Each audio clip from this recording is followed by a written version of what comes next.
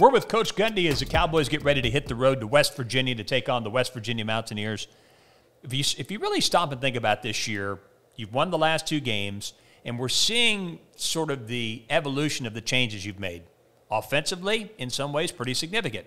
Defensively, very significant. What has, over the years, allowed you to really try to think ahead? Because you did it offensively in 2009. This is not new. You've always been willing to change and change drastically. Why do you think you've been able to do that and make it work? I think experience and being honest. In practice, I don't coach a position, so I have the ability to go up in the tower and watch everything and take notes, and I can see everything from up there. My choice would to not be so removed from the team, to be down. And some people think that me going up there is maybe at times not as good for team morale. But it's like any other business decision you make. We have coaches that can coach team morale. And this will be a long answer, but ultimately when I go up top, I can think, I can see, I can watch one drill, walk over, watch another drill. I can look over, see another drill, and I can take notes on everything.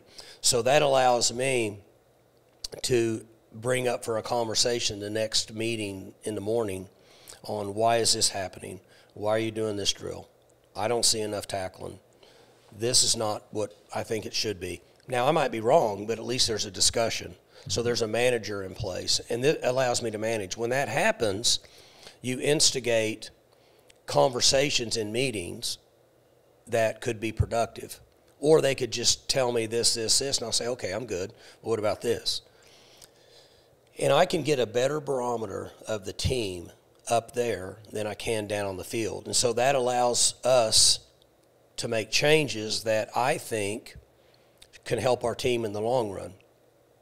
Fortunately, with 19 years of doing it, most of the time I'm correct. Not all the time, but much better than I was 10 years ago.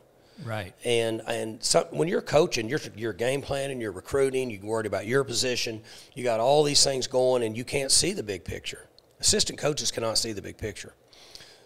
That's what my job is. So I've said this. I'm working more hours now than I have in 19 years as a head coach, and it's because of everything going on. See, if we wouldn't have had a lot of portal guys leave, then I would have a pretty good feel for some of these other guys. But because we have new guys coming in, I'm just learning over the last few weeks what some of these guys are capable of getting accomplished. I didn't know. I mean, I can look at tape on them, but I don't really know who they are, and I don't know how it fits into our scheme. So offensively, 5 weeks ago, we said, look, guys, Ollie can potentially carry the ball 20 times a game. His body, we think, is going to allow him to do it. He couldn't do it last year. So how did we know? Now, what's Ollie best at? This is what we're going to do, and the other backs have to get in line, and it's worked. Like number 3 did some things last week in the running game that followed Ollie, and it worked for us. We weren't doing that, and then we cut it down in the running game. Then defensively, okay, these are things we're doing. This is hurting us. What do we need to do to fix it? What are our options? And, okay, then let's get good at these things as we try to improve, because we need to be better every week. Like a good coach and coaches, your team show improvement every week. If not, there's an issue. You got a flat tire because you're not getting better every week. Right. And that's kind of a long answer for that. Allows me to oversee things and then create tough, positive conversations with the staff. You mentioned learning what the players can do because there's a lot of newness, a lot of portal guys that have come in. You're very young on the back end defensively in your secondary. Do you sense the chemistry of the team getting better as you progress, as these guys get to know each other? It's not like 2021 where you had a defense full of guys that had started and played with each other for 4 years, and they knew each other so well personally. Are you seeing that change? And so what happens is we've had some discussions with the players over the last few weeks, and it's interesting. Sometimes we ask them to stand up in front of the team, and we'll say, like a portal transfer, we'll say, how many friends do you have outside of this team? And most of them will say, well, no, nobody really. Well, why is that? Well, it's because when you come here in January, the hours that we spend here and what we do is one-sided. There's not a lot of social time. So their friends are our team. And as they get to know them, then we become stronger compared to Devin Harper, who played 1 year here, and now he's in his 3rd or 4th year in the NFL. Even though he only played 1 year, he was here for 5. Right. So everybody knew him. We knew what his capabilities are. He probably should have played more, but he was playing behind Malcolm, and who wanted to take Malcolm off the field? So it's a big picture in those areas. But what you're saying is right. With 28 new players, it just takes a while to get to know everybody and what we can get accomplished. And hopefully we're moving in the right direction at this time. And the adjustment won't be so much this January because I'm hoping we don't have as many portal guys. Right. We have 11, I think it's 11 guys that are starting at other Power 5 schools right now. That's 40% of your roster. Yeah. Stribling gets hurt, who was one of your new guys. Mm-hmm. And so Rashad Owens jumps into that starting spot. And he's had career highs in catches each of the last 2 games. What do you think has triggered him to where we've seen some things from him in ways that perhaps we haven't seen before? His experience. His body is not built for a prototype tight end, and it's not built for a prototype wide receiver. He's a tweener in both areas. So we brought him in, played him inside receiver, played him outside receiver. Had some pretty good depth 1 year at wideout before they all got hurt. So we said, okay, we're going to move him to tight end, make him get bigger. He did.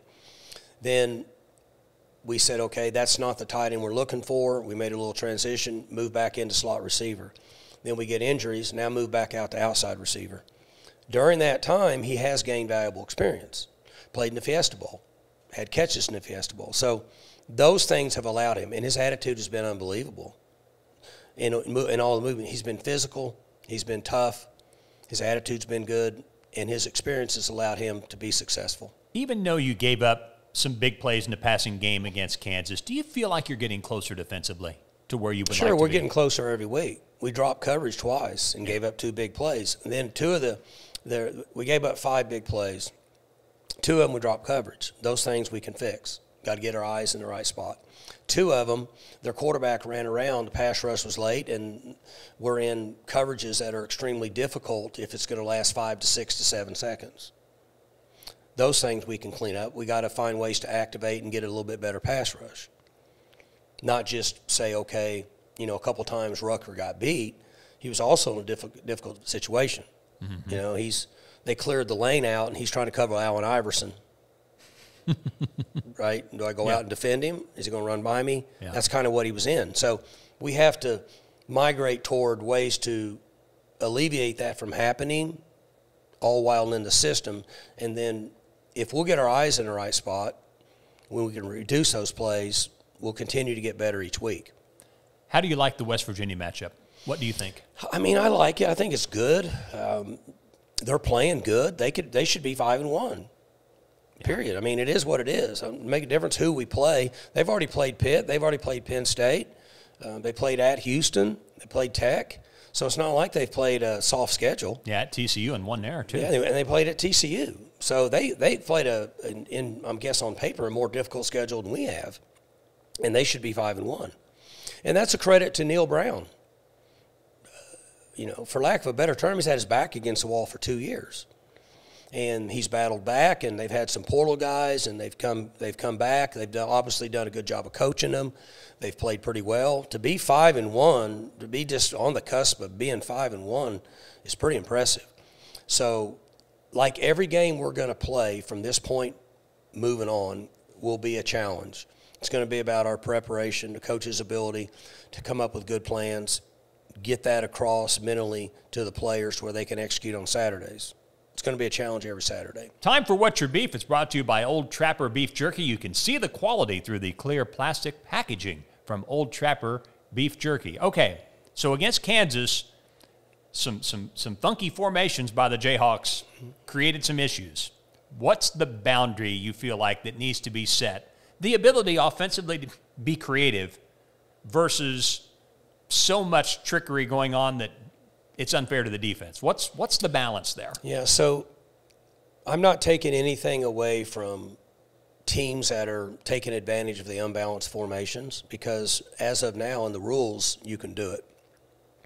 The issue I have with it now is officials want to take deception out of the game. There's a real gray area of, okay, what is deception? Sure. But one of the issues we're having is whether an eligible receiver is on the ball or off the ball, it makes him ineligible or eligible. Mm-hmm. Years ago, you could clearly tell who was on the ball and who was off the ball, and we didn't have issues. Now, defenses can't tell, and the officials are having a really hard time deciding who's on and off the ball. So at some point, we're going to have to make that adjustment or just make deception a part of it, which it is, in my opinion. Sure. Again, it's legal. But what they're saying now is if there's one blade of grass between that guy and that guy, then he's off the ball, he's legal, he's not. Well, we can't tell. Right. So if it doesn't change somewhat, then Oklahoma State's going to have to start going to some of that because it's a real advantage right now. Yeah. It's a little bit of an issue. There's no question they're doing it on purpose. It's deception. But it's smart because right now it's a part of the game. That's What's Your Beef, brought to you by Old Trapper Beef Jerky. Thanks for watching, and we'll see you next week.